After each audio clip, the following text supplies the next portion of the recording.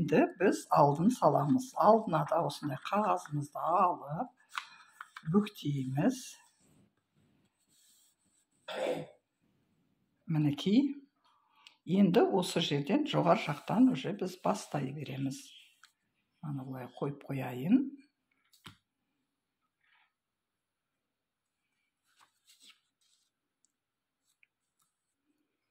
Мінекей, бірінші мойыннан бастаймыз. Жаңада айтқанмын, мойыны 20. 20-ны бұлай бүктейсіз де, осы жақа саламыз. Міне, 20-ны салдым. Ерге бет жазып қоям. Ошы бөлу 2-ге. 20-ны 2-ге бөліп салдық. Енді мына арақашықтық бізде 8 сантиметр болады. Міне, мерге жазып қоям 8. Енді осы точкаларды бетіп қосамыз. Міне. Енді біз иығын саламыз. Иығы бізде 13 болған. Мына арақашықтық 4 болу керек. Мінекей, қарасаңыз 4 тура алынған.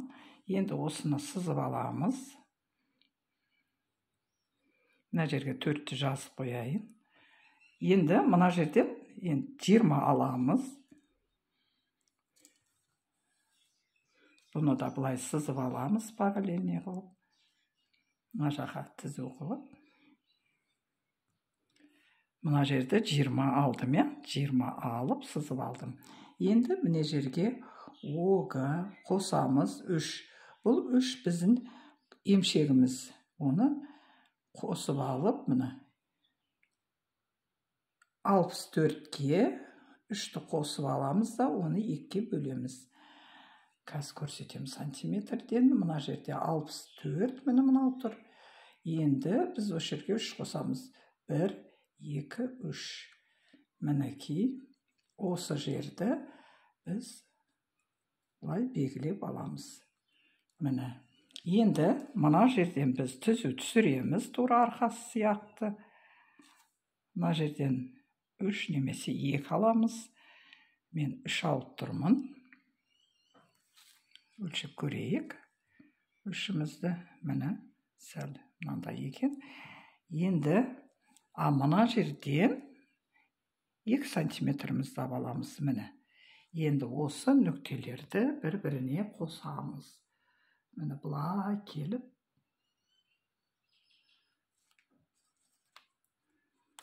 Мына жағын ортадан бұлай қарай мен линейкамен қоса саламын.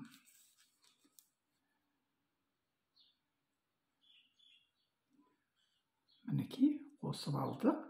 Бұл уже қолтығының асты алдыңғы жағы шықты. Мына жерден 2 сантиметр. Арқасы 2 сантиметр үлкен болу керек. Алды 2 сантиметр кішілеу болу керек.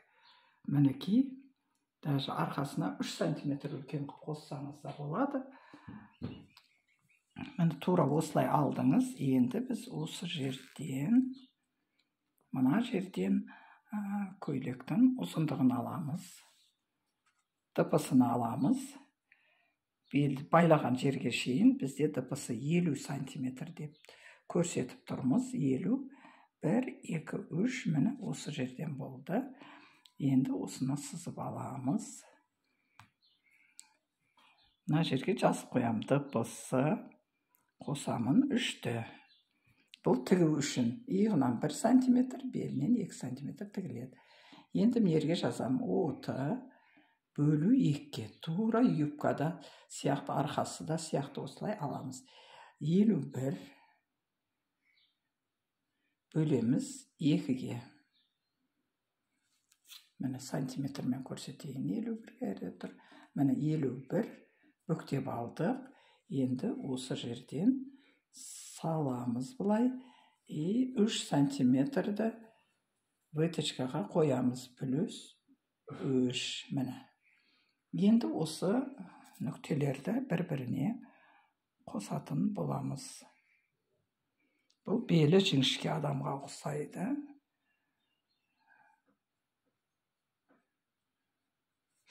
Мінекей. Енді бәрі алынды, бізде выточка жоқ. Выточканы мына иықтан өлшегенде де осы мойынға тақап өлшегенбіз. Выточкасы бізде 30 сантиметр деген, мен жазбаппын. 30, міне мынау болып тұр. Выточканың ара қашықтығы 11. Мына жер. Мына жерден бүйтіп алайын. 30 сантиметр.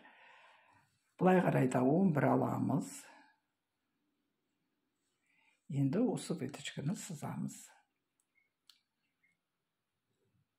Мына 3 сантиметрді өшерден алып тастауымыз керек.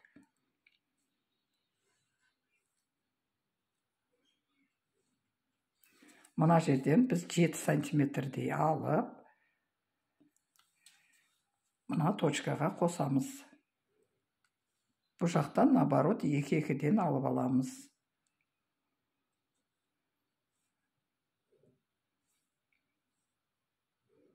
Мына қыздар, бізде выточкасын бәрін салдық, бірақ тіккен кезде мына жерден тиеміз 3 сантиметрден. Мінекей осылай түп нұсқасын үйреніп аласыздар. Бұл өте жеңіл, оңай. Осы лекал арқылы біз бірнеше түрлі выточканы қалай салуын көрсетемін. Кейінгі сабақта мұқият подписаться етіп, колокольчикті басып, тіркелі басаңыздар. Сіздерге салған кезде ол сообщениемен барып отырады. Мәні мұқият бірнеше рет қараңыз. Бұл YouTube каналында тұрады. YouTube каналынан әркім өз меркісін салуға болады. Мен мына жерде Гүлнұр деген, Сабира деген қызымның меркісін салып отырмын. Сіздер өз меркілеріңізді салсаңыздар, о да осылай әдемі шығады. Енді осыны мен сіздерге қырқып көрсетейін.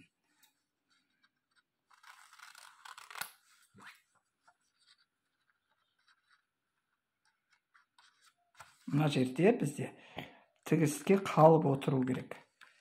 Мына сызығымыз қалып отырғаны жақсы көрініп тұрса, әдемі болып тұрады. Бірақ запас қоймаймыз. Мелман сызғанда көрініп тұрса болды бұл.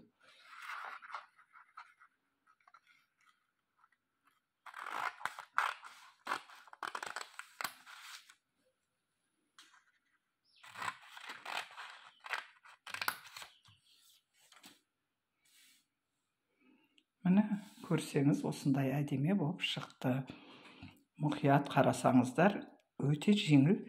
Бұл жерде особый формула жоқ. Формуланы өзім бердім. Жаңа жаздым ғой, мері 20, мойны 18, иықтан 4 деген солар формулалары. Просто мына жет алғаным, біреулердің выточкалары тіккен кезде қолтығына жабысып қалады. Сол үшін төмендеу ала берген жақсы болады.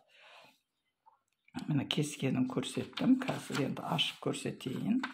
Мені ашқанда осылай тұрады. Кейін моделировать еткенде оның жағаларын, қалай оятындарын бәрін көресіздер. Обязательно тіркеліп алыңыздар. Келесі видеода осы выточкаларын, жағаларын қалай салу, солардың бәрін көріп отырасыз. Осылай қырқып, жаңағы YouTube'дан қараған кезде ол өте оңай. Қызыл жолақ жүріп келеді. Түсінбеген жеріңізге қайттан қызыл жолақты назад жіберіп қойып, қайта көруіңізге болады. Осылай көру арқылы сіздер жақсы үйреніп аласыздар. Обязательно подписаться етіп алыңыздар. Телефонның ең соңғы жағында конвертинг суреті бар. Подписка деп қойған. Соны басасыздар. Соны басқан кезде жоғар жақта дөңгелек сіздің значогыңыз сияқты менің де значогым шығады. Ол значокта аты деп дөңгелек, или қызылман, или фиолетімен жазылған. Менде 2 YouTube каналы бар. Соның екеуіне де әр түрлі киімдердің пішуін сызып көрсетіп қойғанмын. Мұқият қарап, обязательно тіркеліңіздер.